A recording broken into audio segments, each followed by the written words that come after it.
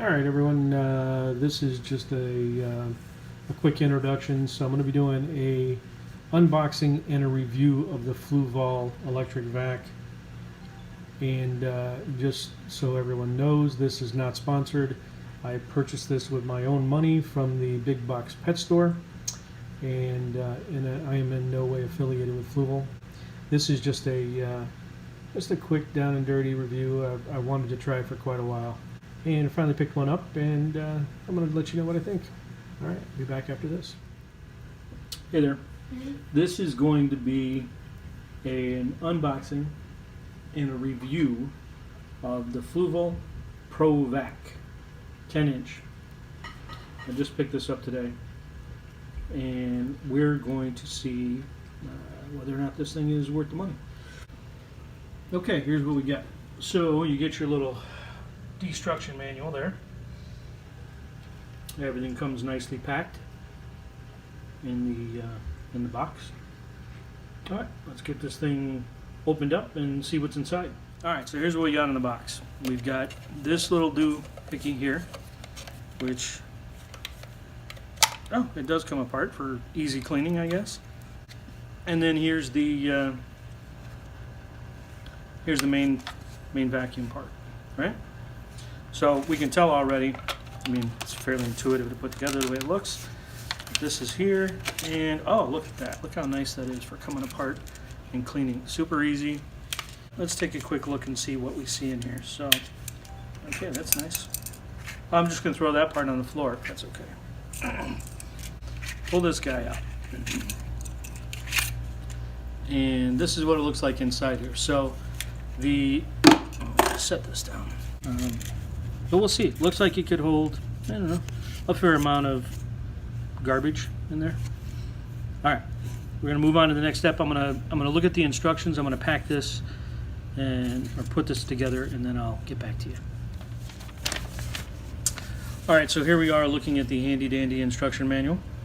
Here we've got everything that's included. Water change adapter. Okay, so that's what that little doohickey is. All right, tells you a little bit about how this thing goes together. This thing is powered, right? It's electric. Just in case anybody had any questions on that. We're going to go ahead and put it all together now, and I know I said that last time, but here it is still in pieces. We just looked at the manual to see what was going on, and we're going to go ahead and put it all together now and give it a try in the tank. Okay, so first thing I came across is this depends on the aquarium depth, right? So these two pieces come apart, so you can just extend it. So if you have a deeper tank, you can reach down there even further. I'm going to do this on the 55 gallon. You can show them that one.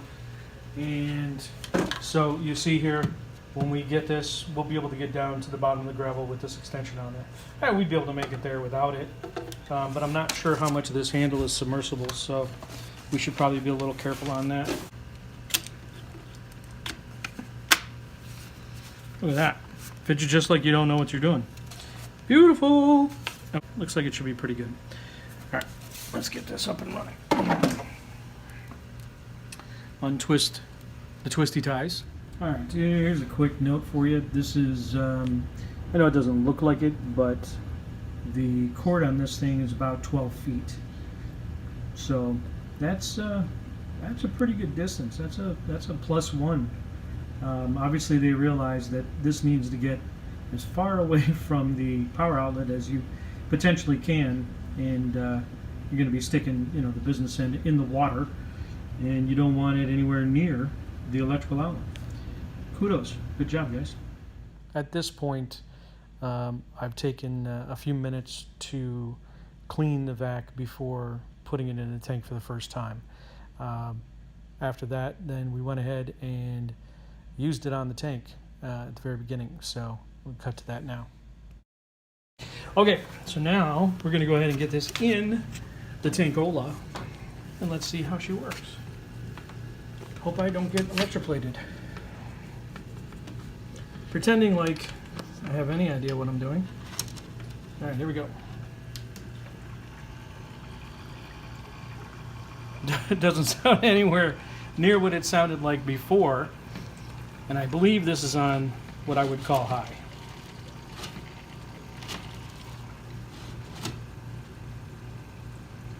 Well, there we go. It is sucking some of that stuff up, right? So far, so good. Now, while we're doing this, let's talk about why we would do this, right? So recently, I had an outbreak of ick in my tank, and trying to gravel vac every day to try and get rid of the ick, whatever you call them, troglodytes, let's call them, when they get down into the rocks and whatnot, was getting to be a bit cumbersome because, you know, it's just hooked up to a water change, a Python water changer, and the suction on that was not enough most of the time to get down and actually draw this stuff up. But this actually looks like it's doing a reasonably good job. It's interesting. Now keep in mind that my gravel is pretty clean right now because I've been doing this on a fairly regular basis, almost every day. I'm pretty close to it. So there will be some spots, undoubtedly. We'll try not to hit that plant. And it is sucking up quite a bit of stuff here.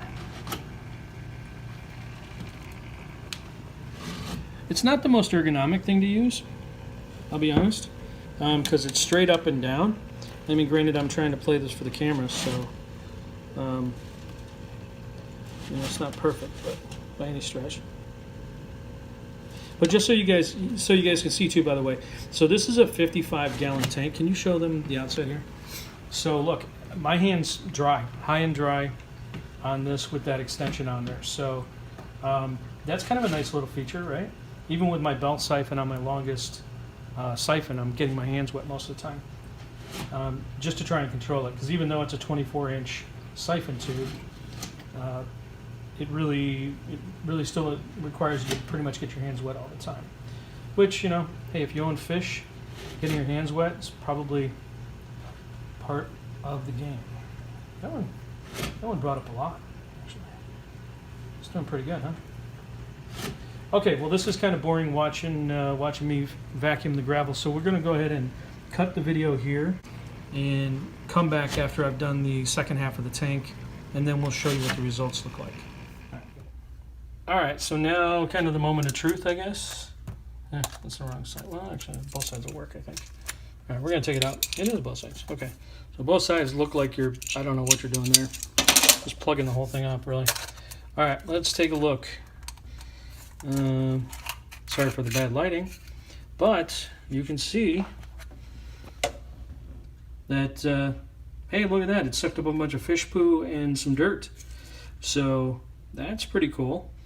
Now I imagine we can probably stick our own media in here to catch it, but of course it'll have to be pretty thin media.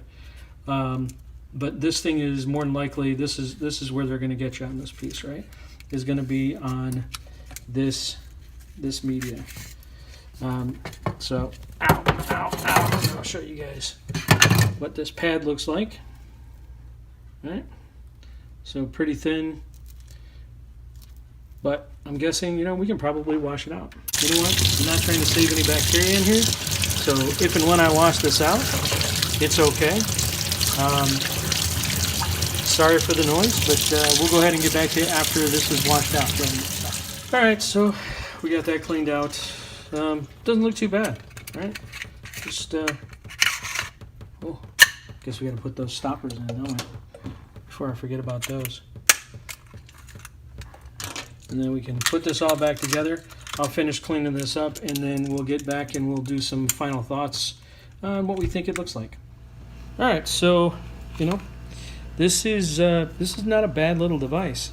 I think, you know, obviously cleaning the impeller, working on the light. It's powered off, so don't anybody freak out right now. You know, using this as a flushing tool, I could see where this would be pretty beneficial, right? You know, stick this side down in the water, have a hose attached to here. But trying to put this in here is not the most intuitive thing, but I guess it does just snap back together. When it's together, it actually feels like it's pretty solid. The vacuum portion of it, the handle, everything. The handle's not the most ergonomic thing. I guess instead of doing a button, I might have done a trigger, but that would have required some more mechanisms here that probably wouldn't have made it waterproof. And again, I'm not an engineer, so that obviously stands as a reason there. Clipping this on, cleaning it, ease of use, and the effectiveness of it. You know, again, my tank was pretty clean. Looks like I got a bacteria bloom going on in there now. Wouldn't surprise me at all. I stirred up a lot of stuff. Overall, $60. Probably a bit high. We'll see how much use I get out of it. You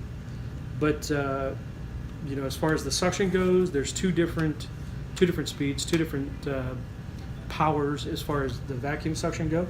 So that was pretty good. I did use both of them. When I was vacuuming the gravel, I had it on high speed. When I was getting in some more of the intricate little areas, I slowed it down a little bit, especially when I got near the plants and whatnot. I did the whole tank. Whole tank took me about maybe 20 minutes, not even, maybe 15 minutes on a 55 gallon. I didn't move the ornaments. I didn't move all the different rocks and everything else. I did that earlier today when I vacuumed it out with the Python hose. So there wasn't a whole ton that came out of this. Now, if I would have been relying on this as my main source of vacuuming the gravel, I imagine we would have pulled a lot more out of the gravel. It does seem to have really good suction. Your little spot here where the filter basket is, so you guys can take a look at that. I don't know how well you can see it. Maybe you can zoom in on that, I'm not so sure. But so anyway, so looking inside there, you can see the basket. That's probably a better shot there. And I mean, there's, you know, obviously big stuff isn't going to go through there. The plant material isn't going to go through there. There's like a white bacterial bloom that's going on inside there, coming off the tree, which is expected in wildlife. And obviously that stuff didn't get sucked up in there. You can take a pretty good shot of the tank. You can see that there's an obvious bacterial bloom going on right now. You know, we'll make sure that all the filters and everything are going well. But since I stirred all that stuff up, I fully anticipated that we were going to get some bacterial bloom going on, and the tank is very healthy now.